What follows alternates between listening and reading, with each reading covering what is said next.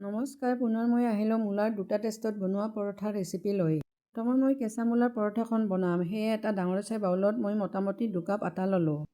তাৰপিছত প্ৰয়োজন অনুযায়ী ইয়াত নিমখ লোৱাৰ লগতে আধা চামুচ মই আজৱাইন হাতত মোহাৰি ইয়াত লৈ ল'লোঁ। আজৱাইনখিনি লৈ হাতেৰে এইখিনি ভালদৰে মই মিহলি কৰি ল'লোঁ। মিহলি কৰাৰ পিছত নৰ্মেল পানী অলপ অলপকৈ ঢালি আটাখিনি মই ভালদৰে মঠি ল'লোঁ। আটাখিনি ভালদৰে মঠাৰ পিছত ঢাকনি মাৰি 10 মিনিটমানৰ কাৰণে এইখিনি ৰাখি দিলোঁ। এতিয়া বাকলি গুচাই পৰিষ্কাৰ কৰি ধুই লোৱা দুটা মিডিয়াম চাইজৰ মই মূলা ল'লোঁ। মূলা দুটা মই চিপচাৰেৰে গ্ৰেট কৰি ল'লোঁ। মূলা দুটা মোৰ গ্ৰেট কৰি লোৱা হৈ গ'ল। এতিয়া মূলাখিনিৰ পৰা মই পানীখিনি চেপি উলিয়াই ল'ম। ভিডিঅ'ত দেখুওৱাৰ দৰে হাতেৰে অকণমান চেপি মই পানীখিনি উলিয়াই মূলাখিনি আন এখন ডিছত থলোঁ। মূলাৰ পানীখিনি চেপি ওলোৱাৰ পিছত ডিছখনত মই বইল কৰি লোৱা 1.5টা মিডিয়াম চাইজৰ আলু লৈ ল'লোঁ।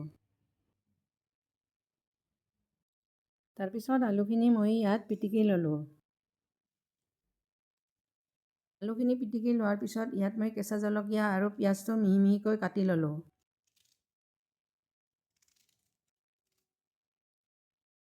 তাৰপিছত প্ৰয়োজন অনুযায়ী ইয়াত নিমখ লোৱাৰ লগতে কেঁচা ধনিয়া অলপমান ইয়াত কাটি ল'লোঁ। আৰু লগতে ইয়াত মই এচামুচ চাট মছলা ল'লোঁ। তাৰপিছত হাতেৰে এইখিনি মই ভালদৰে মিহলি কৰি ল'লোঁ, যাতে ইয়াত আলুৰ টুকুৰা নাথাকে। এইখিনি ভালদৰে মিহলি কৰাৰ পিছত ইয়াত মই আধা চামুচ ৰেড চিলি পাউডাৰ ল'লোঁ। ৰেড চিলি পাউডাৰখিনি লৈ এইখিনি পুনৰ মই ভালদৰে মিহলি কৰি ল'লোঁ। ইচ্ছা কৰিলে আমি টমেটো কেটচাপো ইয়াত 1.5 চামুচমান ল'ব পাৰোঁ। এতিয়া মই মুঠি থোৱা আটাখিনি লৈ ল'লোঁ। তাৰপিছত পুনৰ এইখিনি অকণমান মঠি লৈ ইয়াৰ পৰা মই দুটা ডাঙৰ ডাঙৰ লাড়ু বনাই ল'লোঁ।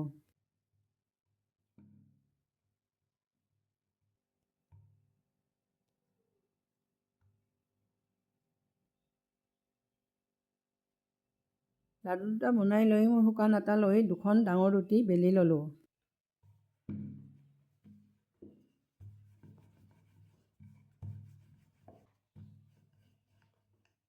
ৰুটি দুখন মই বহুত বেছি ডাঠ বা বহুত বেছি পাতল কৰা নাই।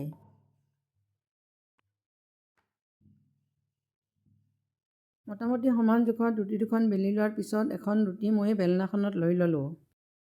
তাৰপিছত ভিডিঅ'ত দেখুওৱাৰ দৰে প্ৰয়োজন অনুযায়ী মূলা আৰু আলুৰ মিশ্ৰণ মই ৰুটিখনত লৈ ল'লোঁ।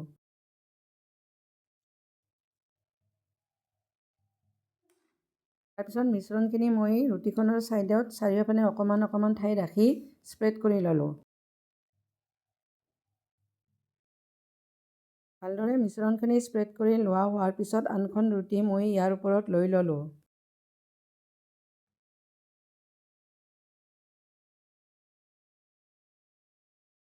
তাৰপিছত ভিডিঅ'ত দেখুওৱাৰ দৰে ইয়াৰ ছাইডবিলাক মই চেপি দিলোঁ, ভালদৰে যাতে আঠা লাগি যায়। ছাইডবিলাক মাৰি দিয়াৰ পিছত ৰুটি দুখন মই ভিডিঅ'ত দেখুওৱাৰ দৰে হাতেৰে অকণমান চেপি চেপি দিলোঁ। তাৰপিছত ওপৰে ওপৰে মই অকণমান বেলি ল'লোঁ।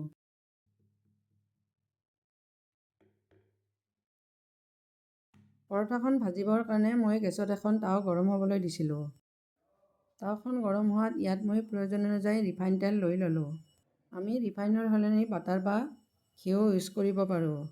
তেলখিনি টাৱাখনৰ চাৰিওপিনে স্প্ৰেড কৰি লোৱাৰ পিছত ইয়াত মই পৰঠাখন লৈ ল'লোঁ।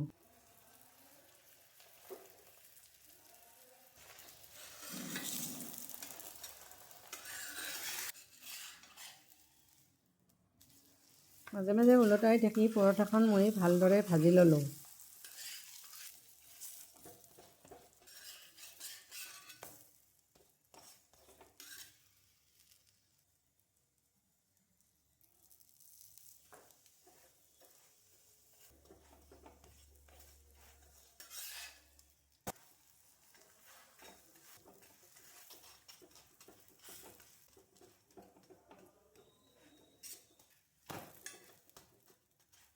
আলু আৰু কেঁচা মূলাৰে বনোৱা পৰঠাখন মোৰ তৈয়াৰ হৈ গ'ল। এতিয়া মই মূলাৰ আনখন পৰঠা বনাবৰ কাৰণে 3টা মূলা মই গ্ৰেট কৰি ল'লোঁ। এটা ডাঙৰ চাই পিঁয়াজ কাটি লোৱাৰ লগতে 3টা কেঁচা জলকীয়া আৰু কেইকমান নহৰু মই মিহি মিহিকৈ কাটি ল'লোঁ।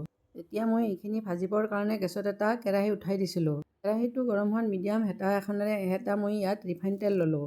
ৰিফাইনখিনি গৰম হোৱাত ইয়াত আধা চামুচ মই পাঁচফোৰণ ল'লোঁ। পাঁচফোৰণখিনি ফুটি থাকোঁতে ইয়াত কাটি লোৱা পিঁয়াজ, নহৰু আৰু জলকীয়াখিনি মই লৈ ল'লোঁ। তাৰপিছত এইখিনি মই লৰাই দিলোঁ। ভালদৰে লৰাই দিয়াৰ পিছত ইয়াত মই গ্ৰেট কৰি লোৱা মূলাখিনি লৈ ল'লোঁ। তাৰপিছত মূলাখিনি ভালদৰে লৰাই দি অকণমান টাইম ভজাৰ পিছত ঢাকনি মাৰি সিদ্ধ হ'বলৈ দিলোঁ।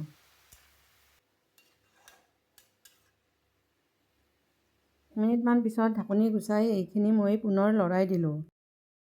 আৰু মূলাখিনি কমি যোৱাত ইয়াত মই প্ৰয়োজন অনুযায়ী নিমখ আৰু হালধি লৈ ল'লোঁ। নিমখ আৰু হালধিখিনি লৈ এইখিনি মই পুনৰ ভালদৰে লৰাই দি অকণমান টাইম ভাজি থাকিলোঁ। গেছৰ ফ্লেমটো ল' মিডিয়াম কৰিয়ে মাজে মাজে ঢাকি মই মূলাখিনি মজি যোৱালৈকে ভাজি থাকিলোঁ। এনেকৈ ভাজি থাকোঁতে মূলাখিনি মজি আহিল। আৰু মোৰ মোটামুটি মূলাখিনি ভজা হোৱাত ইয়াত মই অকণমান চেনি ল'লোঁ। চেনিখিনি লৈ এইখিনি অকণমান টাইম লৰাই ভজাৰ পিছত ইয়াত মই কেঁচা ধনিয়া অলপমান লৈ ল'লোঁ। কেঁচা ধনিয়াখিনি লৈ ভালদৰে লৰাই দিলোঁ আৰু গেছৰ ফ্লেমটো অফ কৰি ল'লোঁ। আগতে মঠি থোৱা আটাখিনি মই বেলনাখনত লৈ ল'লোঁ। পুনৰ অকণমান মঠি মই ইয়াৰ পৰা দুটা ডাঙৰ চাই লাড়ু বনাই ল'লোঁ।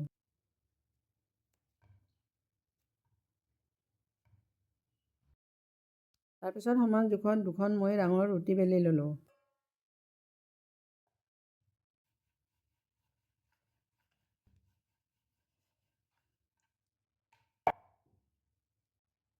ৰুটি দুখন বেলি লোৱাৰ পিছত এখন ৰুটিৰ ওপৰত মই মূলা ভাজি স্প্ৰেড কৰি ল'লোঁ।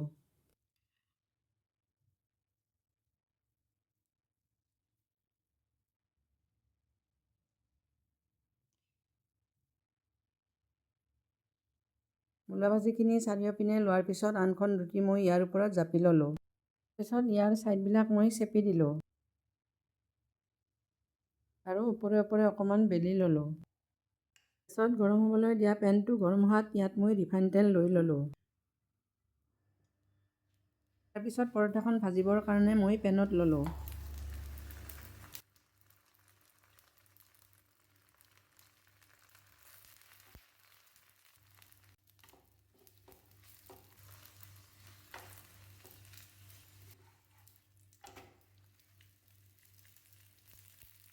মাজে মাজে ওলটাই থাকি মই পৰঠাখন ভালদৰে ভাজি ল'লোঁ।